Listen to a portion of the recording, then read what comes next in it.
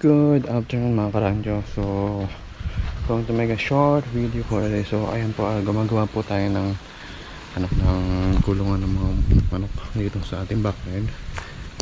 So ayan guys, ito yung plano natin. Nagpaparami tayo. So ayan, gawa po tayo dito para sa ating mga manok na nandito.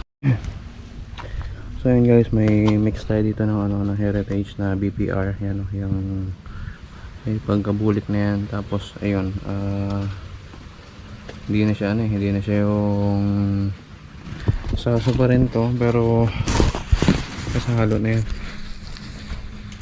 Hindi naman siyang kulay ng Rhode Island. Pero ayan guys,